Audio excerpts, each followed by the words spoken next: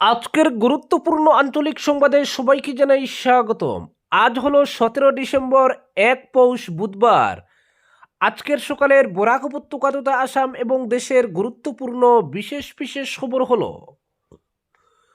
22 December স্বাস্থ্যে নিয়োগ, তৃতীয় চতুর্থ শ্রেণীর পদে জানুয়ারিতে। বুটের মডেল কোড জারির আগেই শেষ হবে নিয়োগ প্রক্রিয়া, ঘোষণা মুখ্যমন্ত্রীর। ভোট কঠিন বিজেপির কাছে, সরকার ফিরবে না, চিন্তিত মুখ্যমন্ত্রী বললেন গৌরব গগৈ। গৌরব গগৈ পাগল, প্রত্যুত্তর মুখ্যমন্ত্রী হিমন্তের। শ্রীভূমিতে ইভিএম যাচাই প্রক্রিয়া 29 ডিসেম্বর থেকে 6 জানুয়ারি। ইস্যু হওয়া এফডির সুদ কমানো যাবে না, ঐতিহাসিক রায় এলাহাবাদ হাইকোর্টের। ব্যাংকের একতরফা সিদ্ধান্তকে চুক্তিভঙ্গ ঘোষণা, কোটি কোটি আমানতকারীর জন্য বড় স্বস্তি। ভারতের দিকে তাকালে চুপ থাকবো না, হুঁশিয়ারি মুখ্যমন্ত্রীর। সেভেন সিস্টার্সকে ভারত থেকে বিচ্ছিন্ন করার চক্রান্ত বাংলাদেশের। দুধপাতিল এলাকা থেকে হেরোইনসহ আটক 3 যুবক। নারায়ণপুর বাজার থেকে কাটাখাল বাইপাস পর্যন্ত পূর্ত সড়কের বিভিন্ন জায়গায় কাটাখাল নদীর ভাঙ্গন দেখা দেওয়ায় নারায়ণপুর বাজার কাটাখাল বাইপাস সড়ক বন্ধ ঘোষণা। বাজারে ছড়া গোমাংস বিক্রি কাণ্ডে খুব গর্জে উঠল বিশ্ব হিন্দু পরিষদ। এবং সর্বশেষ খবরটি হলো, কাটলিজোড়ায় সীমান্তবর্তী লক্ষ্মীকেনার ঘন জঙ্গল থেকে নিখোঁজ ব্যক্তির রক্তাক্ত মরদেহ উদ্ধার, চাঞ্চল্য। এবারে শুনুন বিস্তারিত খবর। স্বাস্থ্য বিভাগের বিভিন্ন পদে বাছাই করা প্রার্থীদের হাতে আগামী 22 ডিসেম্বর নিয়োগপত্র তুলে দেওয়া হবে। কিন্তু চা উপজাতিদের 3% সংরক্ষিত পদে যারা চাকরি পেয়েছেন তাদের হাতে নিয়োগপত্র তুলে দেওয়া হবে 23 ডিসেম্বর। মঙ্গলবার ফেসবুক লাইভে একথা জানিয়েছেন মুখ্যমন্ত্রী হিমন্ত বিশ্ব শর্মা। তবে তৃতীয় ও চতুর্থ শ্রেণীর পদে বাছাই করা প্রার্থীদের হাতে নিয়োগপত্র তুলে দেওয়া হবে জানুয়ারিতে। সরকারের বিভিন্ন বিভাগে নিয়োগের অপেক্ষায় রয়েছেন বাছাই করা প্রার্থীরা। ইতিমধ্যেই নিয়োগপত্র বিতরণ প্রক্রিয়া শুরু করেছেন মুখ্যমন্ত্রী। স্বাস্থ্য বিভাগের বিভিন্ন পদে 22 ডিসেম্বর নিয়োগপত্র তুলে দেওয়ার কথা আজ জানিয়েছেন তিনি। কিন্তু সরকারের তৃতীয় ও চতুর্থ শ্রেণীর পদে নিয়োগপত্র বিতরণের কথা উল্লেখ করে মুখ্যমন্ত্রী বলেন, তৃতীয় ও চতুর্থ শ্রেণীর পদ বিতরণ করা হয় সরকারের 38টি বিভাগে। 60টির বেশি ডিরেক্টরের মাধ্যমে পদ বিতরণের পর জেলা স্তরে ভাগ করে দিতে হয়। তাই তৃতীয় ও চতুর্থ শ্রেণীর পদের নিয়োগপত্র বিতরণ এ মাসে সম্ভব হবে না জানিয়ে মুখ্যমন্ত্রী বলেন, 10 জানুয়ারির আগে চতুর্থ শ্রেণীর পদের নিয়োগপত্র বিতরণ করা হবে।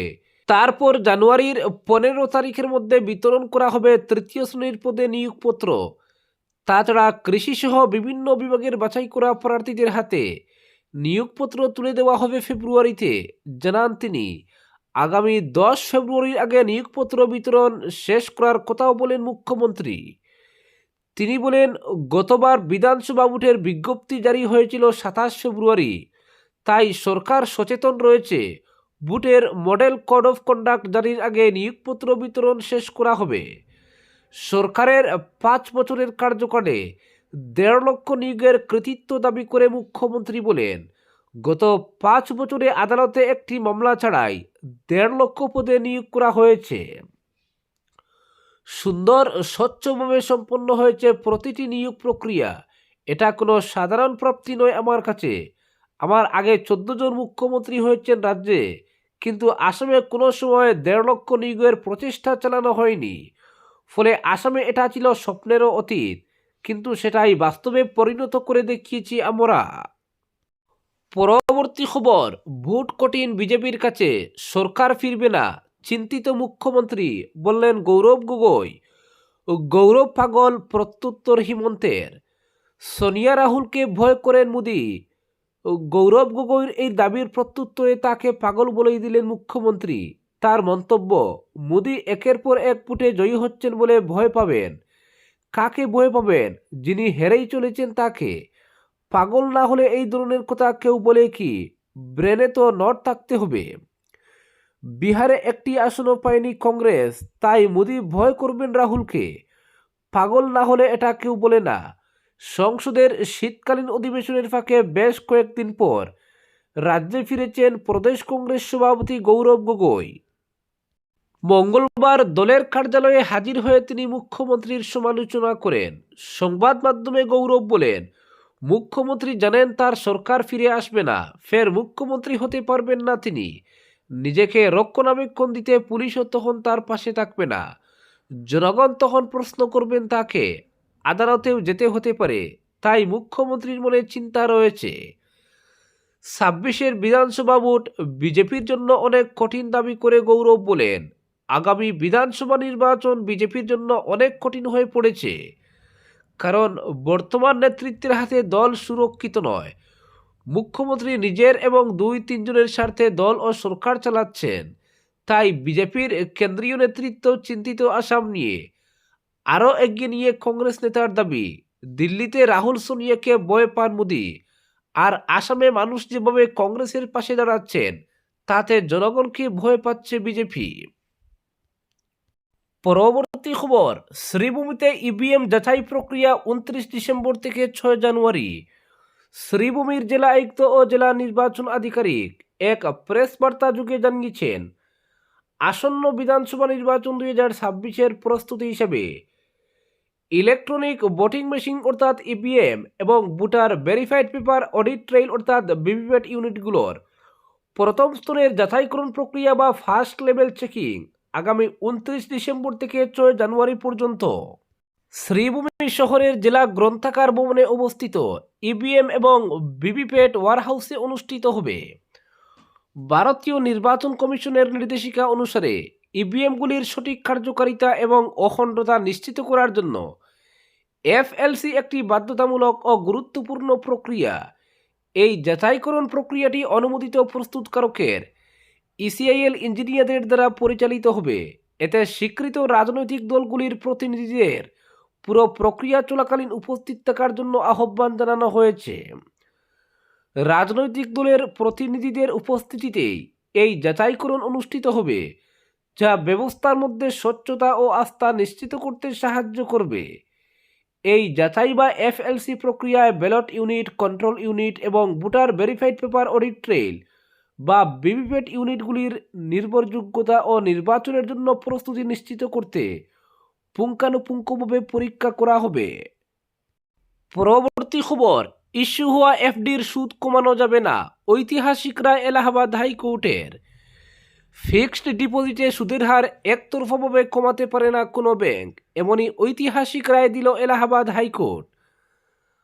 আদালত স্পষ্ট জানিয়ে দিয়েছে, একবার এফডি ইস্যু হয়ে গেলে ব্যাংকের প্রতিশ্রুতি দেওয়া সুদের হারই চূড়ান্ত, পরে তা কমানো হলে সেটি হবে সরাসরি চুক্তিভঙ্গের শামিল।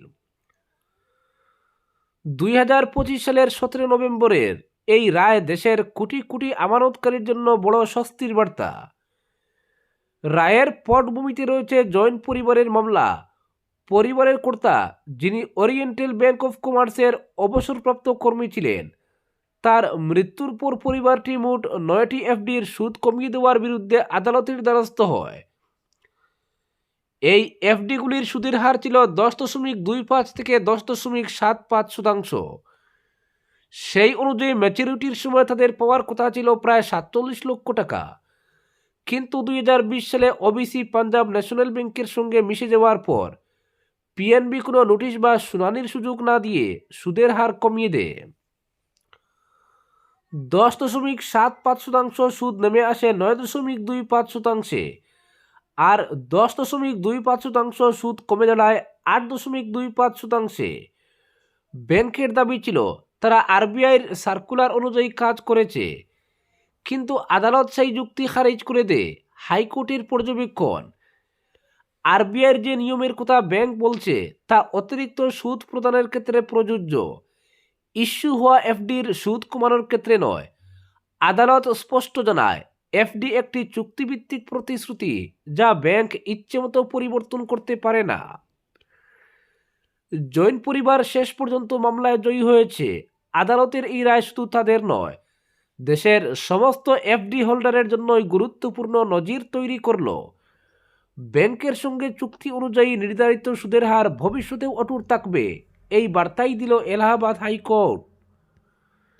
পরবর্তী পরবর্তী খবর, ভারতের দিকে তাকালে চুপ থাকবো না, হুঁশিয়ারি মুখ্যমন্ত্রীর।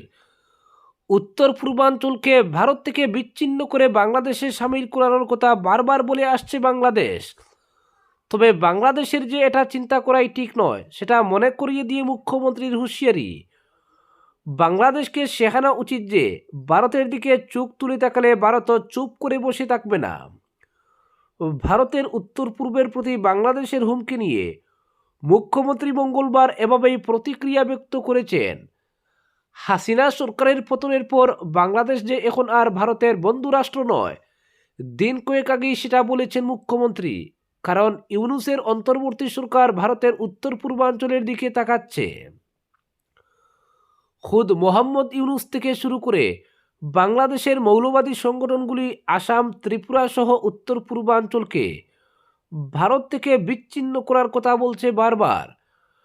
বাংলাদেশকে ভিত্তি করে জামাতুল মুজাহিদিন, বাংলাদেশের মতো ইসলামিক সন্ত্রাসবাদীরা আসামে গোপনে সেই তৎপরতা চালানোর তথ্যও রয়েছে সরকারের হাতে। ইসলামিক রাষ্ট্র গঠনের লক্ষ্যকে সামনে রেখে ধুবড়ী, দক্ষিণ শালমারা সহ আসামের বিভিন্ন সংখ্যালঘু অধ্যুষিত অঞ্চলে মডিউল গড়ে তোলার কথাও প্রকাশ্যে এসেছে। উৎখাত করা হয়েছে বেশ কিছু মডিউলও। সম্প্রতি ধুবড়ীতে বৃহত্তর ইসলামিক রাষ্ট্রের পোস্টারও দেখা গেছে। সেই সব সন্ত্রাসবাদীদের পেছনে মদত রয়েছে বাংলাদেশের মৌলবাদীদের। তাই বাংলাদেশে মৌলবাদী তৎপরতা নিয়ে চিন্তিত মুখ্যমন্ত্রী, কারণ এর প্রভাব আসামেও পড়ছে।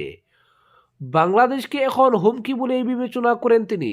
তাই বাংলাদেশের দিক থেকে হুমকি নিয়ে মঙ্গলবার মুখ্যমন্ত্রী বলেন, বাংলাদেশে গত 1 বছর ধরে চর্চা হচ্ছে উত্তর পূর্বাঞ্চলকে কিভাবে ভারত থেকে বিচ্ছিন্ন করে সামিল করানো যায় বাংলাদেশে। কিন্তু ভারত অনেক বড় দেশ, পরমাণু শক্তিধর রাষ্ট্র, বিশ্বের 4র্থ বিশাল অর্থনীতি আমাদের। তাই ভারতে এসব করার কথা কি করে ভাবতে পারে বাংলাদেশ? তাদের এসব চিন্তা করা উচিত নয়। তবে বাংলাদেশের লোকেদের চিন্তাভাবনা খারাপ দাবি করে মুখ্যমন্ত্রী বলেন, বাংলাদেশের লোকদের ভাবনা চিন্তা খারাপ, তাই তাদের কোনো সাহায্য করাই উচিত নয়। তাদেরও শেখানো উচিত ভারতের দিকে তাকালে ভারতও চুপ করে বসে থাকবে না। উল্লেখ্য, কিছুদিন আগে দেশের মূল ভূখণ্ডের সঙ্গে উত্তর পূর্বকে জুড়ে রাখা চিকেন নেকের সুরক্ষা নিয়েও চিন্তা ব্যক্ত করেছেন মুখ্যমন্ত্রী। কারণ চিকেন নেক বিচ্ছিন্ন করার অভিপ্রায় রয়েছে বাংলাদেশের মৌলবাদীদের। তাই চিকেন নেকের বিকল্প সন্ধানের উপরও জোর দিয়েছেন তিনি। অবশ্য দেশের অখণ্ডতার কথা ভেবে কেন্দ্র এখন সেই লক্ষ্যে কাজ করছে।